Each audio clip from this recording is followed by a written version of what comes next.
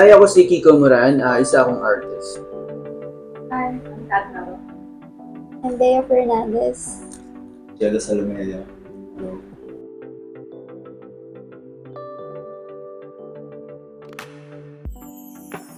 Unang-una sa lahat, naniniwala ako na siguro bago tayo maging artist, siguro mahalaga na maging tao muna tayo. Taong may moral compass at taong marunong dumama ng kahit anong emosyon. Sa sinabi niya, bago ka maging tao, like, kilalanan mo muna yung sarili mo kasi mahirap gumawa ng art na parang gagawin mo para sa ibang tao. Parang mas okay kung kilala mo sarili mo, alam mo ginagawa mo, alam mo mga gusto mo sa ayaw mo. Kasi ang problema kasi ngayon, parang nagkokopyahan. So parang mas okay na may uniqueness ka sa art mo, sa sarili mo, na i-embrace mo.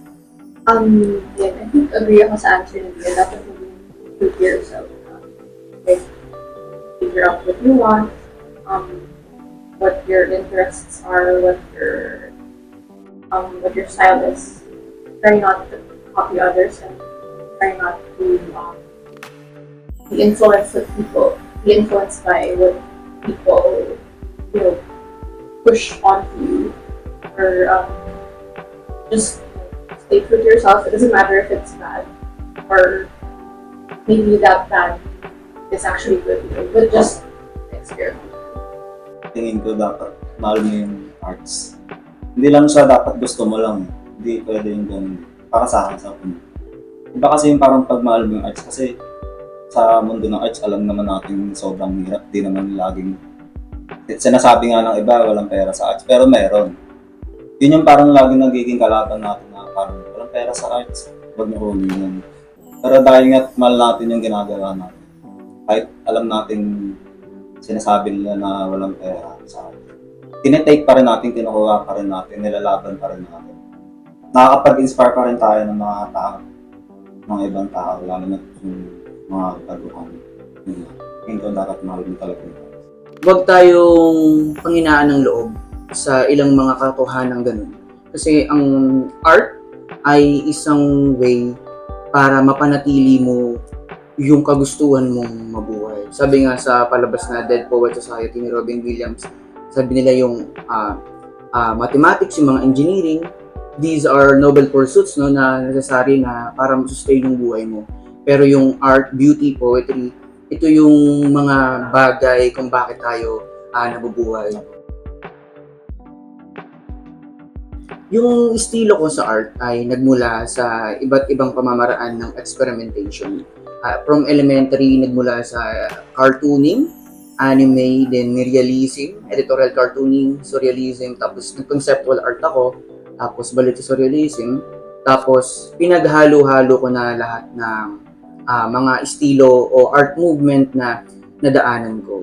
Tingin ko kasi, para makagawa ka ng bago, kailangan mong aralin muna yung mga existing na mga estilo o mga bagay sa art scene.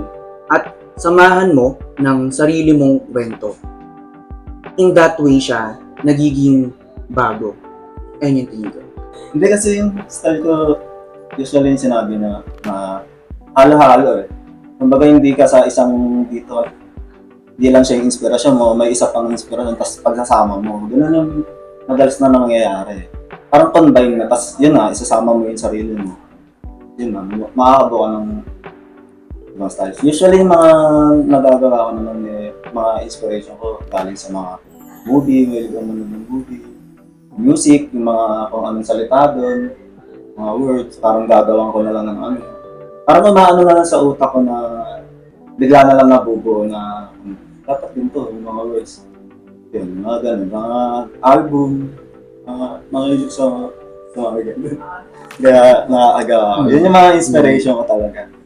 Dapat open ka sa lahat ng experience, hindi lang art. Itong hobby type of related sa art. I think may influence ka ng what influence. Like, let's say, woodworking or movies, Yeah. music din. Hindi, dapat hindi ka, like, okay, gusto mo ng art, so dapat art lang tingnan ko. I think kung ganyan, parang hindi baka walang like new thing that comes with dapat as an artist like grounded in experiences.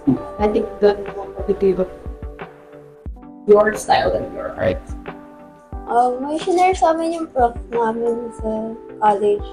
So, sinabi niya kapag gumagawa daw ng work, parang kailangan may question sarili mo kung happy ka ba sa work mo or not. Kasi kapag hindi ka happy, pwede mo naman ulitin. Wala namang pumitigil sa'yo unless kinulang ka sa pera or kinulang ka sa dopamine or kinulang ka sa idea. Pera ang una. Bakit hindi mo tinry ulit? Bakit hindi ka mag-pursue dun sa, like, gusto talaga nila yung gawin. Pero hindi nila ginagawa dahil dun sa reason na yun.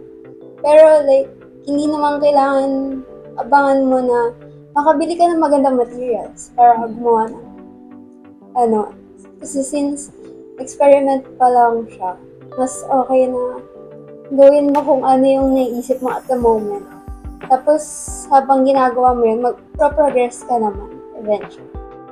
Actually, ang ganda ng sinabi nila guys. No? Sinabi ni Jello, at saka ako naniniwala kami sa experimentation, pag-aaral ng mga past art movements na nadaanan ng isang artist at pagkakombine nun, at paghahanap din ng inspirasyon. Sinabi naman ni Kat at ni Bea yung pagiging bukas na makaramdam bilang artist. Mahalaga yung mga ganung bagay sa paghahanap ng tingin ko estilo. Kapag nagawa mo na yun, nag-combine ka na or inaral mo na yung sarili mong journey as an artist, nagisimula yung ganung act sa paggawa. Gawin mo lang. At kapag ginawa mo na, maging conscious ka kung nagugustuhan mo na ba to. Hanapin mo yung tinatawag na sweet spot. Kung gusto mong kumonekta sa ibang tao, pakiramdaman mo na kumukonekta ba ang art na ito sa mga tao na gusto mong makonect yung art mo. At magpatuloy ka lang.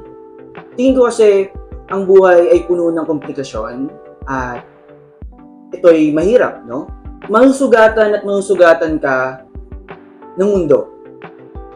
At naniniwala ako na ang art ang panglanggas mo sa mga sugat mo. Pero tingnan talaga ba yung parang dapat din tayo takot magkamali. Di ba? Kasi parang minsan pag sinasabi mali to din yan, napangihinaan na tayo as an artist. Parang sasabihin ko lang na huwag tayo magkamali kasi kasama yun sa buhay. Magkakamali at magkakamali ka. Kaya dapat tuloy-tuloy lang talaga sa mga mag-disagree ka kaya sa akin. Inaway, no? Mali ka. Agree ako dun kay Jello. Sabi nga sa kanta nila ng parokya ni Edgar ba yun? Yung walang mapapala kung hindi mo susubukan. Oo, tama. Magkamali ka lang ng magkamali. Wala namang natatalo. Natatalo ka lang kapag sumuko ka.